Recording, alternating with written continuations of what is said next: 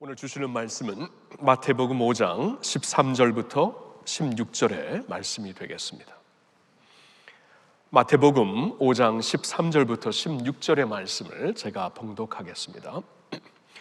너희는 세상의 소금이니 소금이 만일 그 맛을 잃으면 무엇으로 짜게 하리요? 후에는 아무 쓸데없어 다만 밖에 버려져 사람에게 밟힐 뿐이니라. 너희는 세상의 빛이라. 산 위에 있는 동네가 숨겨지지 못할 것이요, 사람이 등불을 켜서 말 아래에 두지 아니하고 등경 위에 두나니 이러므로 집안 모든 사람에게 비치느니라. 이같이 너희 빛이 사람 앞에 비치게 하여 그들로 너희 착한 행실을 보고 하늘에 계신 너희 아버지께 영광을 돌리게 하라. 아멘. 저는 오늘까지 이 팬데믹 시즌을 지나면서, 팬데믹 사태죠, 이 코로나 사태를 지나면서 하나님께서 주님의 교회를 어떻게 새롭게 하시고 있는가를 지난 두 주를 거쳐 오늘까지 교회의 시대적인 사명이라는 큰 타이틀로 말씀을 전하고자 합니다. 여러분, 이 코로나19로 인해 우리가 잃은 것도 많지만 참 생각해 보면은 새로운 차원에서는 은혜가 있습니다. 하나님의 긍휼함이 있습니다. 그 중에 하나는 우리를 돌아보는 기회를 주신다라는 것입니다. 주님의 교회에게도 자신을 돌아보고 성찰할 수 있는 기회를 주시고 있습니다. 이전처럼 바쁘게 돌아가는 교회였다면은, 사역의 프로그램에 바쁘다 보면은 어떻게 자신을 돌아볼 수 있을까요? 오래전에 토절 목사님, 미국에서 참 영성가로 존경을 받으셨던 A.W. 토절 목사님은 중요한 것은 속도가 아니라 방향이다 라는 말씀을 하셨습니다. 맞는 말이죠. 속도가 아니라 방향입니다. 아무리 속도가 빠를지라도 방향이 다르다면은 그 속도로 인해 도리어 우리는 더 빗나갈 수 있고 더 많이 곁길로 빠질 수가 있습니다. 방향을 바로 세트해야 됩니다. 지금 이때 하나님께서 우리를 리셋하신다. 방향을 새롭게, 또 방향을 올바르게 가지라고 기회를 주시는 것이 아닐까요? 저는 그렇게 생각합니다. 그렇게 확신을 합니다. 그러면서 지난 10개월이 넘게 하나님은 우리를 좀 이렇게 돌아보며 방향을 리셋하는 기회를 주시면서 어떤 방향으로 주님의 교회를 이끄시고 계신가? 두 주 전에는 내면의 변화, 이 내면의 중요성, 석 사람의 중요성을 말씀드렸고요. 지난주에는 공교회와 함께 가는 것의 중요성을 말씀드렸지요. 개교회에서 공교회로 가는 것이다. 그리고 오늘은 세상을 위한 교회라는 제목으로 말씀을 전하려고 합니다. 세상을 위한 교회. 여러분, 세상을 위한 교회라는 것은 교회를 위한 교회가 아니라는 뜻입니다. 교회를 위한 교회가 아니라 세상을 위한 교회가 되라고 하나님께서 우리의 방향을 확실하게 재조정, 아니 올바르게 원래 방향으로 우리를 틀고 계시다라고 확신을 하는 것이에요. 여러분, 하나님께서 자신의 백성을 처음 부르셨을 때에도 이 말씀을 주셨습니다. 창세기 12장을 보면은 하나님께서 아브라함을 부르셨을 때 내가 너와 너의 자손에게 복을 주어 너희로 하여금 세상에 복이 되게 하리라. 그러니까 복을 주어서 세상에 복이 흐르게, 너희로 복이 흐르게 하리라.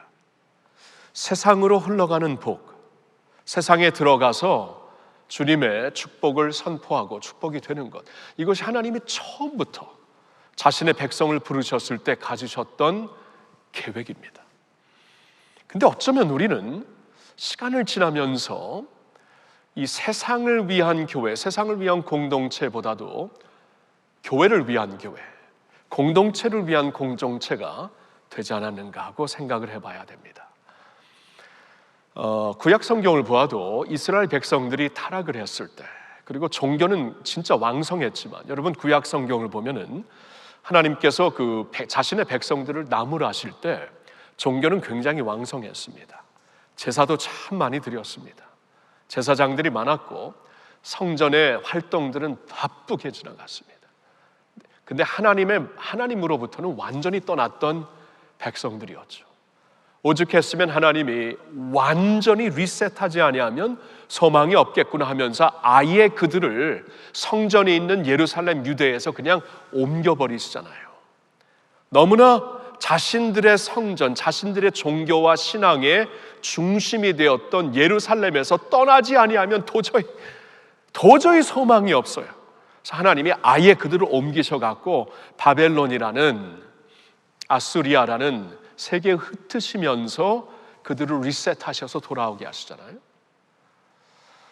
여러분, 오늘 본문의 말씀을 보아도 예수님이 같은 말씀을 하고 있습니다. 이 산상수훈을 보면은요, 오늘 특별히 이제 5장 13절부터 16절이 산상수훈, 마태복음 5장부터 7장에 들어있는 말씀인데, 이 말씀은 이제 예수님이 이 세상에 오셔서 전하셨던 첫 번째 설교였죠. 첫 번째 설교인 만큼 그 당시 이제 이 설교를 들었던 자들은 예수가 메시아가 아닌가 하면서 예수에 대해 이분을 따라야 되겠다고 따르는 사람들을 위해서 주신 말씀이었습니다. 그래서 산상수훈이 시작되는 5장을 보면은 예수께서 5장 1절을 보면 예수께서 무리를 보시고 산에 올라가 앉으시니 제자들이 나온지라. 여기서 말씀하시는 제자라는 것은 12제자를 가리키는 게 아닙니다.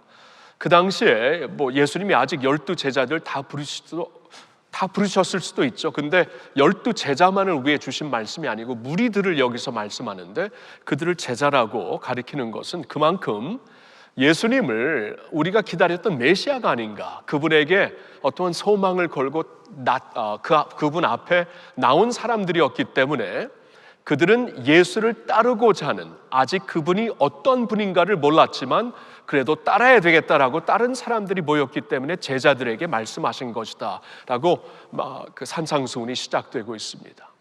그러니까 이 산상수훈은 종교인들에게, 아니 신앙인들에게 주신 말씀입니다. 그것도 간절하게 메시아를 기다렸다가 이분이 아닌가 하고 따르기 시작한 사람들에게 주신 말씀이에요. 그러니까 지금 이 산상수훈을 받고 있는 사람들은 이미 종교에 깊이 들어가 있는 사람들, 유대교 신앙에 깊이 젖어 있는 사람들이었다라는 것입니다. 근데 여기서 이제 우리가 내년에 이제 5장부터 7장 이 산상수훈으로 이제 말씀을 쭉 볼 텐데요. 그리고 오늘 읽은 5장 13절부터 16절이 내년에 이제 주제 선구가 될 텐데, 여러분 이 산상수훈을 통해 예수님이 뭘 하시냐 하면 그들의 마인드세트를, 생각을 리셋하십니다. 방향을 바꿔주세요. 지금까지 속도로 보면은 굉장히 빨리 달렸고 누구보다도 깊이 들어갈 수 있는 자리까지 와 있었어요. 열심히 달렸습니다. 속도가 문제가 아니고 방향이 문제였어요. 방향을 주님께서 리세팅하십니다. 산상수훈 전체는 우리가 이제 내년을 시작하면서 보겠는데, 저는 오늘 특별히 이제 13절부터 16절 내년에 이제 주제 선고하더니 이 말씀을 좀 미리 보면서 이쪽 방향으로 하나님께서 우리를 지금 인도하시는 것이구나, 그렇게 깨달았으면 좋겠는데요. 여기서 주님이 분명히 말씀을 하십니다.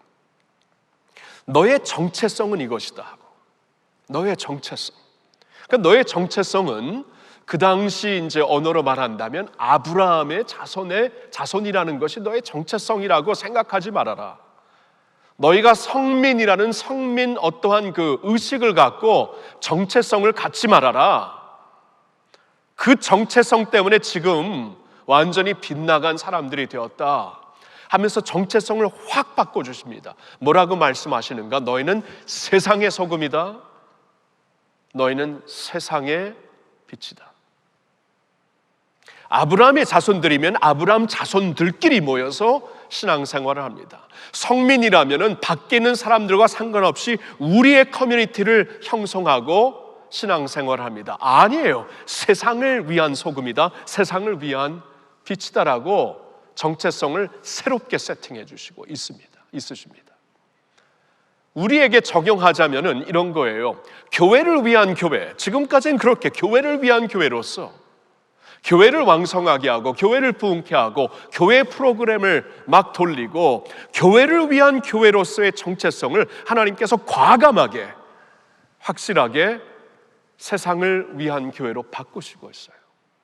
오늘도 우리는 온라인으로 모이고 있습니다. 그 모이는 교회에 익숙해진 우리를 흩은 교회로, 모인 교회에서 흩어진 교회로 지금 인도하시고 계시잖아요.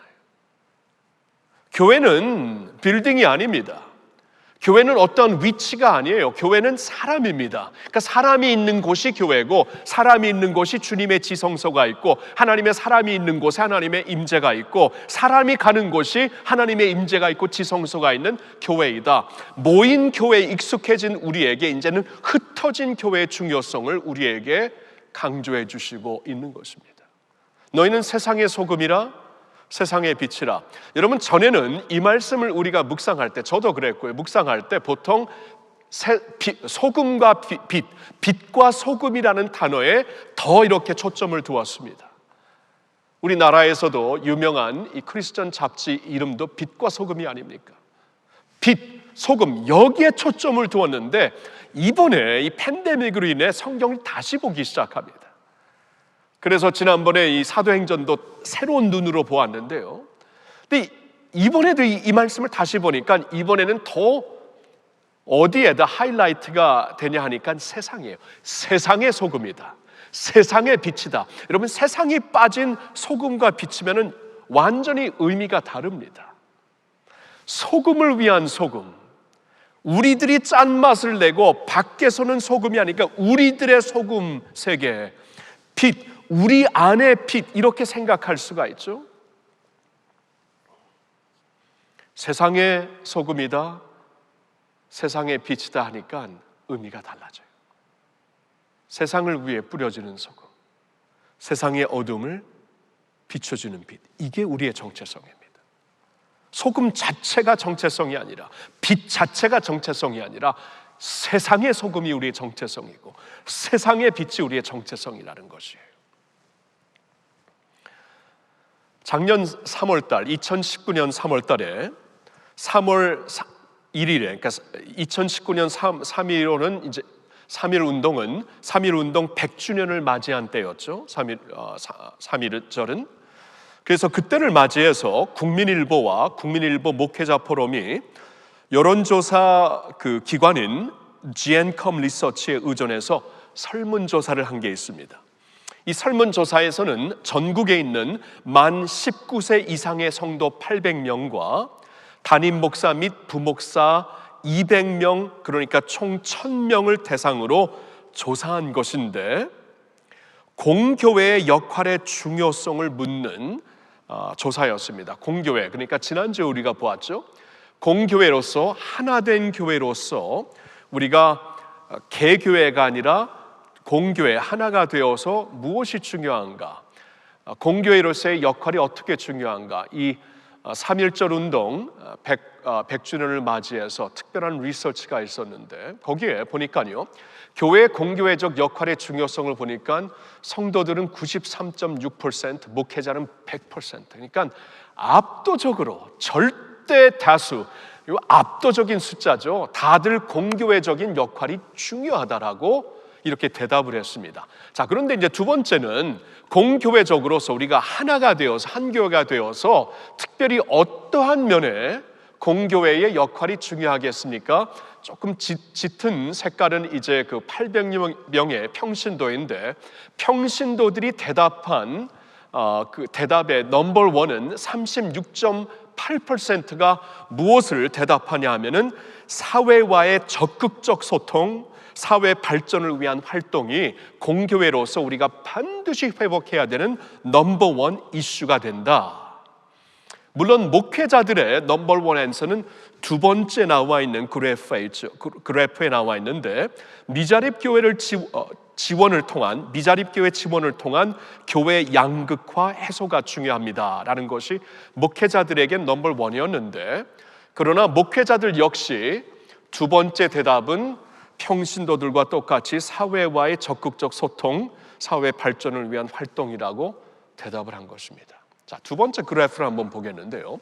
이 그래프에서는 한국교회가 연합사역으로, 이제 공교회는 이제 하나가 된 연합을 가리키는데, 연합사역으로 추진해야 할 우선적인 과제가 무엇인가? 이것도 조금 전에 보았던 그래프는 굉장히 좀 이렇게 대답이 엇갈렸지만, 이 대답만큼은 평신도 그룹도 그렇고 목회자 그룹도 그렇고 압도적으로 한 가지를 말하고 있습니다.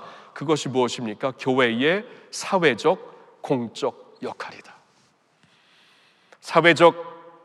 교회의 사회적 그리고 공적 역할이 넘버 원이 되었다는 것입니다. 제가 이번에 오늘 이 말씀을 준비하면서 찾은 이 기사였는데요. 이게 이제 작년이었거든요. 작년 3월 달이었기 때문에 팬데믹이 터지기 전이었습니다. 코로나19가 터지기 전에도 한국교회 안에는 이렇게 가서는 안 되겠다. 우리가 이제 공교회의 정체성을 반드시 회복해야 되고, 공교회로서 이제 개교회 중심으로 가다간 이건 한국교회 이렇게 가다간 이제 터져버리겠다.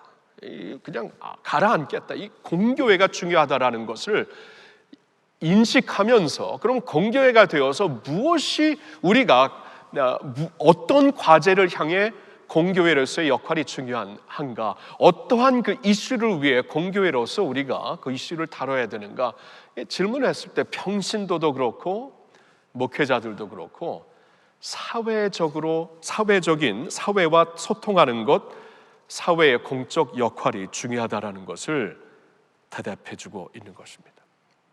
그러니까 이미 팬데믹 전에도 이렇게 가야지만 한국교회가 설 수 있겠다, 미래가 있겠다라고 다들 알았다는 것이에요.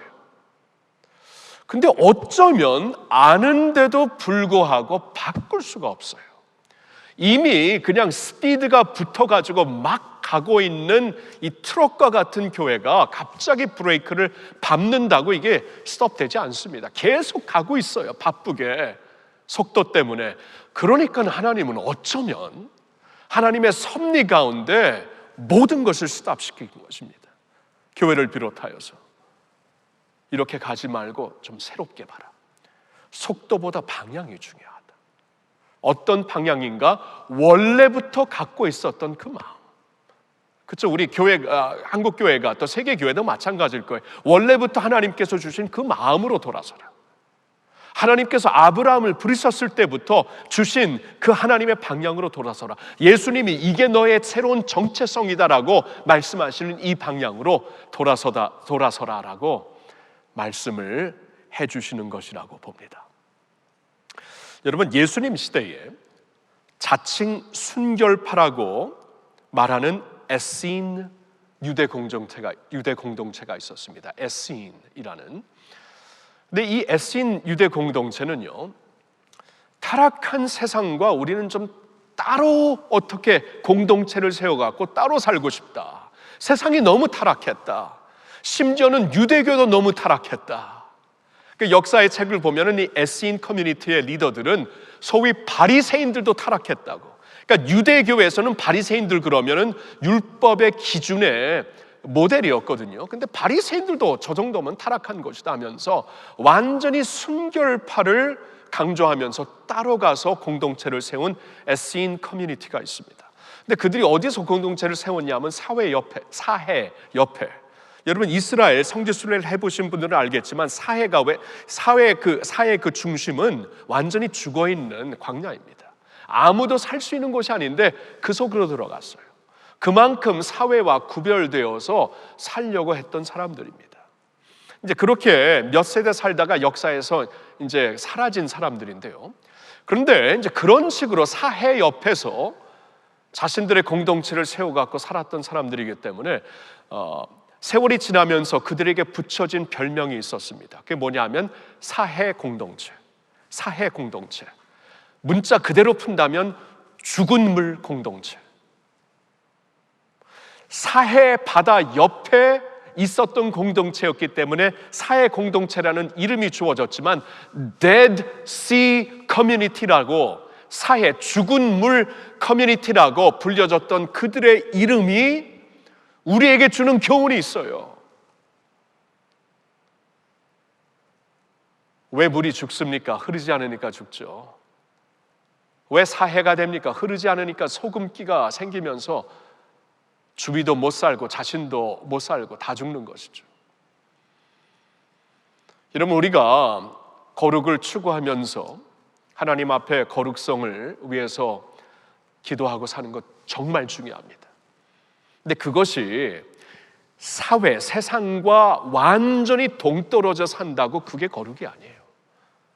세상 안에서 빛과 소금으로 사는 것이 그게 하나님이 찾으시는 거룩입니다. 동떨어져서 사는 것, 사해 공동체입니다. 교회가 그렇게 될 수 있어요. 큰 요새처럼 벽을 쌓고 세상은 싫어, 세상은 무서워, 세상은 부담스러워, 여기서 우리 자녀를 키울 거야, 여기서 우리가 거룩성을 추구할 거야 하다간 자신도 죽고, 사회를 살리지 못하는 것은 둘째치고요, 자신도 죽게 됩니다. 예수님은 우리에게 명확하게 말씀하십니다. 너희는 세상의 소금이다. 너희는 세상의 빛이다. 세상을 위한 교회가 되라는 것이에요. 여러분, 저는 이 말씀을 오늘 가슴에 새기면서 여러분들과 좀 두 가지 중요한 내용들을 좀 전하고 싶어요. 강조하고 싶어요. 세상을 위한 교회가 되기 위해서 우리가 꼭 기억해야 될 것, 첫 번째는 삶의 현장에서의 제자도입니다. 삶의 현장에서의 제자도가 너무나 중요하다는 거예요. 여러분, 우리가 I'm afraid, 좀 이렇게 자신을 돌아보고, 그동안 이제 훈련 사역도 많이 강조했던 저 자신을 돌아보아도 우리가 그동안 많이 강조했던 제자도가 솔직히 보면은 교회를 위한 제자도입니다. 교회에서 이렇게 살아라, 교회에서 이렇게 봉사하라, 교회를 위해 이렇게 우리가 일어서야 된다. 물론 제자도를 그동안 인도하면서 이 교회 밖의 교회도 우리가 강조했고요, 킹덤 미션도 강조했지만 이 전체적인 방향은 교회를 위한 제자도였습니다. 그게 틀린 말은 아니에요. 교회에서 주님의 백성들이 그리스도의 온전한 모습으로 세워지는 것이 교회를 허락하신 하나님의 뜻이기 때문에 이게 틀린 면은 아닌데, 너무나 교회를 위한 제자도를 강조하다 보면은 이중화된 신앙을 우리가 본의 아니게 가르칠 수 있습니다. 교회에서는 이렇게, 세상에서는 저렇게. 교회에서 인정받고 교회에서 사람들에게 참 훌륭한 제자의 모습이다 라고 인정을 받고 보여지면 되고, 세상에서는 할 수 없지만 교회에서는 이렇게 서야 됩니다. 여러분, 우리가 본의 아니었지만 이러한 제자도를 어쩌면 그동안 우리가 실천했는지 모르겠어요. 근데 중요한 것은 예수님이 이제 제자를 세우시기 위해, 하나님의 나라의 제자를 세우시기 위해 이 세상에 오셨는데, 제자를 부르시면서 분명히 제자들을 세우시는데, 말씀과 성령으로, 능력과 영성으로 세우시는데, 그 제자도를 세상을 위한 제자도로 세우시더라고요. 세상의 현장, 삶의 현장에서의, 일상에서의 제자도로 세우시더라고요. 이게 진짜 제자도입니다. 오늘 본문의 말씀을 보니까 너희는 세상의 소금인데 소금이 짠맛을 잃으면 무슨 유익함이 있겠느냐? 이런 말씀을 주시죠. 근데 소금이 어떻게 짠맛을 잃습니까? 어떻게 소금이 짠맛을 잃을까? 생각을 해보니까 신선할 때 뿌려지지 아니하면 그냥 통에 남아 있어서 시간이 지나면 짠맛을 잃게 되어 있어요.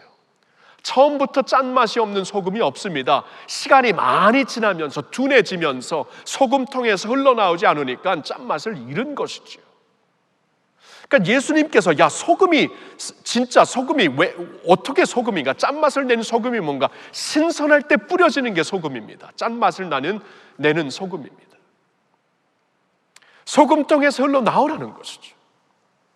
그래야 맛도 낼 수 있고 방부제 역할도 할 수 있고 상처난 곳에 소금을 바르면은 이 상처를 낫게 할 수도 있고 신선할 때 뿌려지라는 것입니다.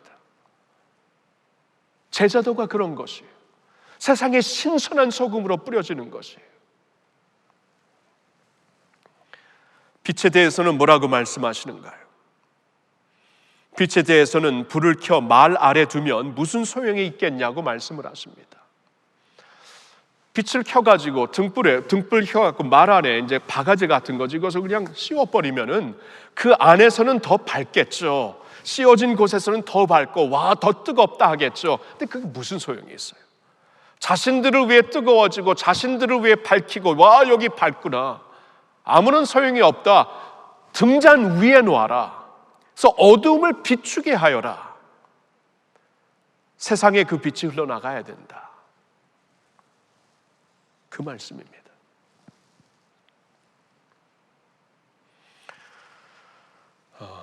이 코로나 일상화의 세상을 이제 우리가 살아가야 되는데 적어도 당분간은 그렇게 살아야 됩니다. 언제까지 갈지 모르겠지만 근데 이때 주시는 교훈은 좀 우리에게 오래오래 남았으면 좋겠어요.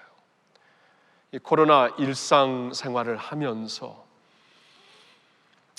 우리가 이제 흩어지는 교회로서 다시 말씀드립니다. 교회는 사람이에요. 빌딩에 온다고 교회 오는 게 아니고 우리가 지성소라 그랬거든요. 고린도전서 3장 16절에 보니까 성전이 너희 안에 계시다. 성령이 너희 안에 계시기 때문에 너희 몸이 성전이다. 그러니까 지성소가 너라는 것이에요. 하나님을 모시고 있는 우리가 지성소라면 구약의 이 지성소와 개념이 완전히 달라졌다면 성령이 우리 안에 내재하시기 때문에 그러면 너희들이 가는 곳이 거룩한 하나님의 임재가 있는 곳이고 너희가 가는 곳이 하나님의 교회다. 그 말씀이에요. 그러니까 모인 교회가 지금까지 익숙해졌다면 이제는 흩어진 교회의 중요성을 우리가 배워야 됩니다. 적어도 의식하며 살아야 합니다. 그리고 앞으로의 이제 우리의 그 양육 프로그램과 훈련 프로그램에서 이 면을 이제 계속 이제 더 많이 강조를 할 겁니다. 이 방향을 향해 이제 훈련 프로그램, 양육 프로그램이 진행돼야 될 것이에요. 어떻게 주어진 삶의 환경에서, 일상에서 제자의 삶을 사는 것인가? 주어진 삶에서 그렇게 살 수 있도록. 그렇죠? 교회에 모이면은 우리가 양육받고 훈련받고 무장되어서 흩어지는 교회가 될 수 있도록 이제 그런 방향으로 리세트가 되어서 주님의 교회가 전진할 수 있기를 바랍니다. 이것이 첫 번째로 우리가 꼭 기억해야 될 것이고 세상을 위한 교회가 되려면은 이렇게 삶의 현장에서의 제자도의 중요성을 꼭 기억해야 되고 두 번째로 기억해야 될 것은 이겁니다. 지식이 아닌 하나님의 마음입니다. 지식이 아닌 하나님의 마음으로 살라라는 것이죠. 여러분, 하나님의 디자인은 세상을 위한 교회인데 하나님의 디자인과 좀 빗나간 교회를 위한 교회, 교회를 위한 교회의 특성이 무엇일까 한번 생각을 해봤어요. 그러니까 종교를 위한 종교의 특성이 무엇일까 생각을 해보니까 그건 지식이더라고요. 그러니까 종교를 위한 종교, 지식이에요, 지식. 그 종교에 대한 지식, 유대교 종교를 본다면 율법에 대한 지식, 이 지식을 참 많이 갖고 있어요. 지식에 따라 규정을 세웁니다. 지식에 따라 기준을 세웁니다. 그리고 그 기준을 갖고 사람들을 구별합니다. 비판합니다. 그러다가 나중에 예수님까지 비판하더라고요. 아이러니하죠? 율법을 위해 산다고 하는데 말씀을 주신 그 율법의 기준을 이 율법에 대한 지식을 갖고 사니까 그 지식을 가지고 기준을 세워갖고 나중에는 그 말씀을 주신 그분 자체를 비판하게 되더라고요. 그래서 참 놀라운 것은 오늘 이 산상수 너희는 세상의 빛이다 세상의 소금이다 이 말씀을 하시고 이어지는 말씀을 보면은 5장 20절에 예수님이 이런 말씀을 하십니다. 마태복음 5장 20절에 내가 너희에게 이르노니 너희 의가 서기관과 바리새인보다 더 낫지 못하면 결코 천국에 들어가지 못하리라. 놀라운 말씀을 하셔요. 지금 여기 모여있는 사람들 중에 서기관들과 바리새인들이 꽤 있었을 것입니다.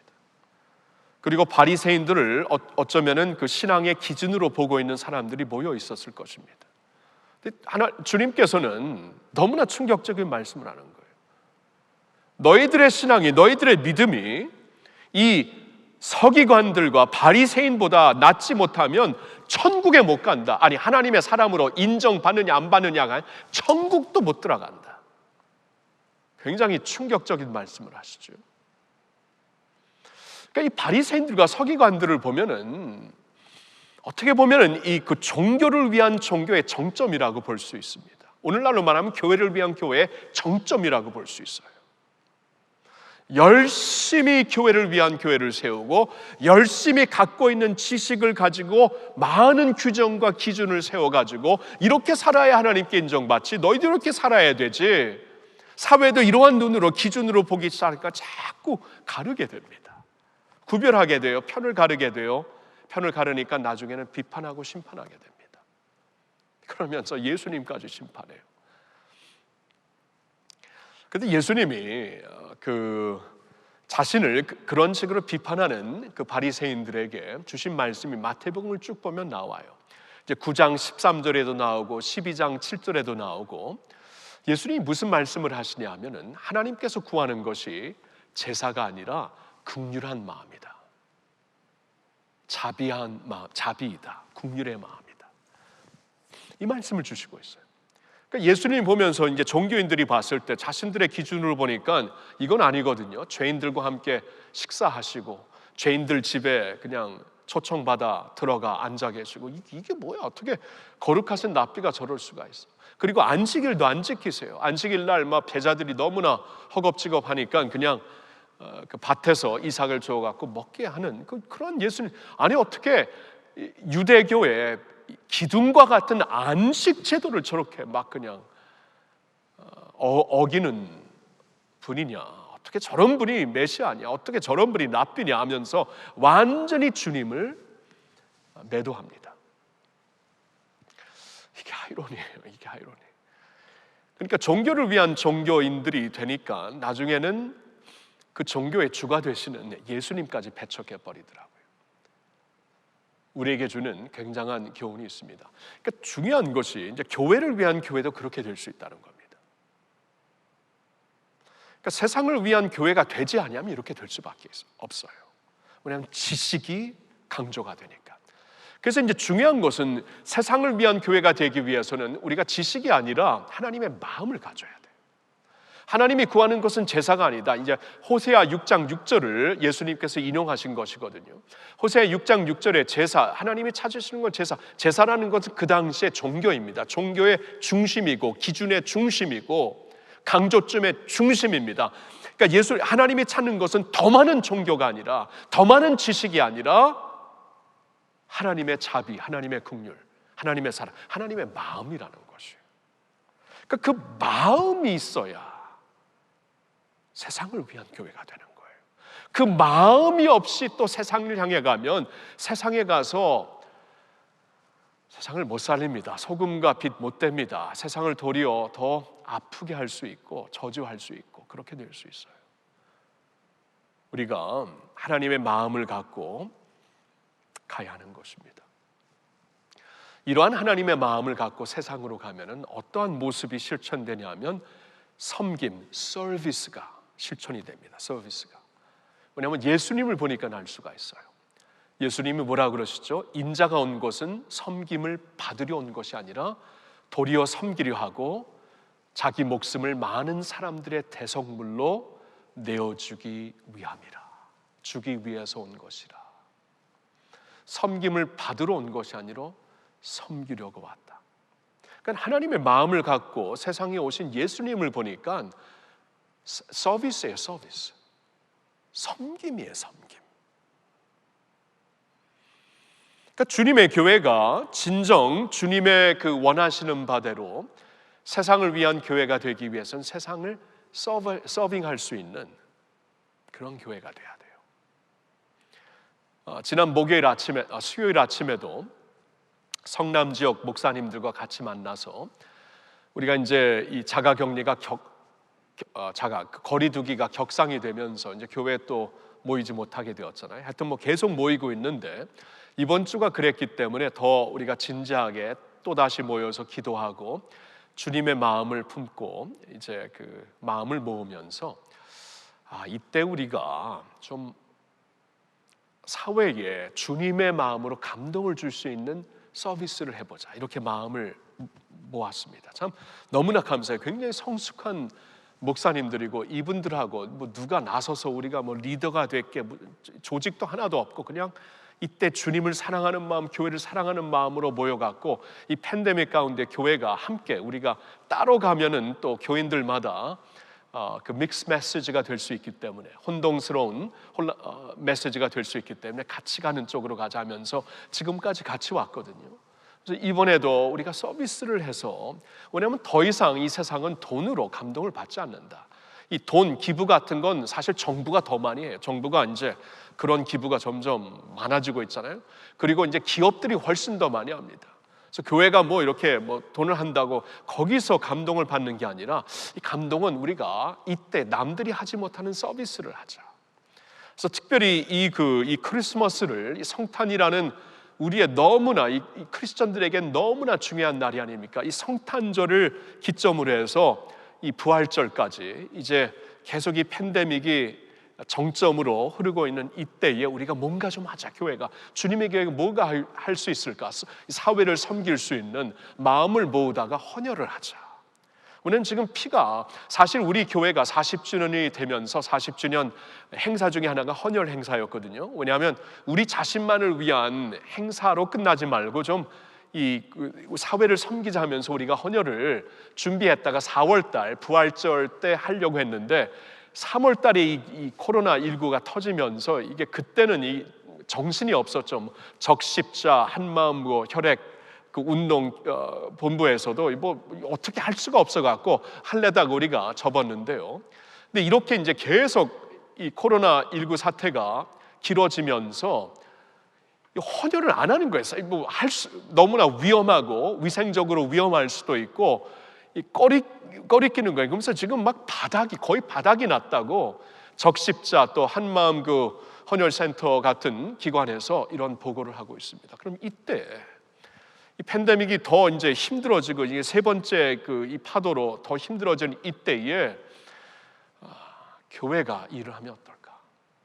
그래서 이번에 그 캠페인을 피로 회복이라는 그 이름을 한번 지어봤어요. 피로 회복. 그러니까 코로나19로 인해 피곤한 이 피로에 완전히 쩌든 우리 나라를 좀 축복하자, 사회를 축복하자. 근데 더 나아가 우리 크리스천들에게는 피로, 오직 예수 그리스도의 피로 회복할 수 있는 이때이다. 그런 의미로 피로 회복이라는 이름 캠페인을 우리가 가지면서 이제 이 크리스마스 우리가 성탄절 모이는 것은 못할지라도 우리가 좀 할 수 있는 게 무엇인가? 도리어 이 사회를 진짜 축복하고 예수님의 사랑으로 감동 줄 수 있는 것을 하자. 우리가 한번 시작을 하고 이게 이제 크리스마스 때부터 부활절 가장 기독교의 중요한 이 두 날이죠. 날을 이제 처음과 시작으로 해서 이 운동이 벌어진다면 전국으로 퍼질 수만 있다면 한국 교회가 좀 우리 사회를 주님의 마음으로 크게 축복할 수 있는 일이 되겠다. 그러한 마음을 모으게 된 것입니다.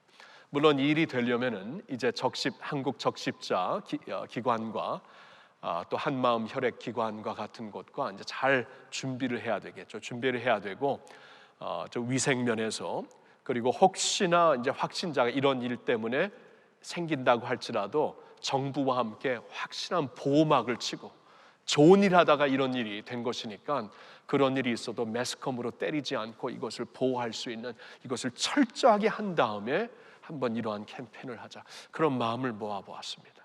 마음이 굉장히 따뜻해지더라고요. 이 성탄 예배도 모여서 할 수 없는 이 아픔, 사실 아픔이에요. 너무나 안타까워요. 그리고 솔직히 화도 납니다. 그러나 이런 모습으로 하는 것보다 좀 사회 안으로 들어가는 교회가 되어서 이때 성탄의 벨을 울리면서 사회를 축복하며 정말 예수님의 사랑으로 감동 줄 수 있는 서비스가 무엇인가, 피로회복이라는 이러한 그 캠페인을 열면서 우리 교회도 이제 이 사역을 이제 준비하면서 어떻게 어느 때 실천할 것인가, 이제 앞으로 여러분들에게 말씀을 드리려고 합니다. 여러분, 그 복음서를 보면은 오병이어의 사건이 4번 다 네 복음서에, 그리고 마태, 마가 복음에서는 또 7,000명을 먹인 사건까지 있기 때문에 어떻게 보면 이 사건을 6번, 같은 사건, 비슷한 사건을 6번이나 우리에게 기록해 주시는데 그만큼 중요한 사건이라는 것이죠. 근데 그 사건을 보면은 예수님께서 많은 무리들에게 말씀을 전하시고 이제 날이 저물 때가 되어서 빨리 먹을 것이 없으니까 많은 무리들이 얼마나 이제 소동할 수 있겠어요. 제자들이 배고픈 이 무리들이 소동할 때까지 놔두면 위험한, 빨리 보내셔야 됩니다 했을 때 예수님이 똑같은 말씀을 반복합니다. 제자들에게 너희들이 먹을 것을 주어라. 우리에게는 아무것도 없는데요, 너희들이 먹을 것을 주어라. 우리 눈에는 자원이 없지만 있다는 것입니다. 주님께서 우리를 통해 일을 하실 때 주님께서 자원이 되십니다. 있다는 것입니다.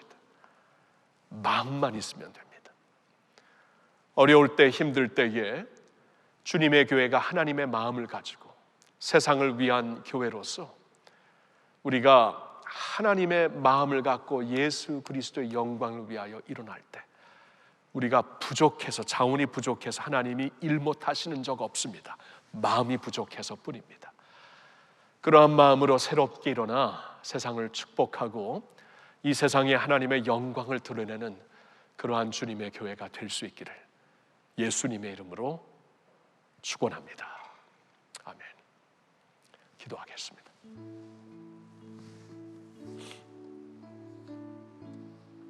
고마우신 주님, 팬데믹 시즌을 지나면서 우리를 돌아볼 수 있는 기회를 주셔서 너무나 감사합니다. 이런 기회가 없었다면 자신을 깊이 성찰할 수 있는 여유가 우리에게는 없었을 것 같습니다. 그러나 하나님의 섭리 가운데 코로나19가 터지는 바람에 우리는 우리 자신을 볼 수 있었습니다. 그리고 다시 주님의 말씀으로 돌아와 말씀이 가르치는 면을 볼 수가 있었습니다. 지난 3주 동안 내면의 변화가 더 중요하다, 이것이 없으면 아무것도 없는 것이다, 무너질 수밖에 없다 라는 말씀을 주셨고, 공교회와 함께 가야 된다, 각자 개교회가 경쟁하듯이 가다간 다 망하는 것이다, 공교회가 일어서야 된다 말씀해 주셨고, 오늘은 교회를 위한 교회가 아니라 세상을 위한 교회가 되어라, 예수님의 말씀을 듣게 해주신 것 너무나 감사합니다. 너희는 세상의 빛이다, 너희는 세상의 소금이다. 주님이 말씀을 우리 깊이 자각하기를 원합니다. 그리고 이 말씀과 함께 삶의 현장에서의 제자도의 중요성을 깊이 자각합니다. 주님, 그리고 지식이 아닌 하나님의 마음을 갖고 살아야 되는 중요성을 깊이 마음에 새깁니다. 우리에게 이러한 마음을 주시고 깨달음을 주시옵소서. 주님의 교회로서 더욱더 아름답게 일어나게 하여 주시옵소서. 새롭게 일어나게 하여 주시옵소서. 속도보다도 방향을 바로 해서 주님 앞에 일어설 수 있는 주님의 교회가 되게 하여 주시옵소서. 할렐루야, 감사합니다. 이 세상의 왕으로 오신 주님, 주님 때문에 소망이 있습니다. 엎드려 경배할 주님 한 분을 바라봅니다. 주님을 따라 주님의 마음으로 살 수 있는 저희들, 그러한 교회 되게 하여 주시옵소서. 할렐루야. 감사와 영광을 주께 올려드리올 때 모든 말씀을 예수님의 이름으로 기도하옵나이다. 아멘. 아멘.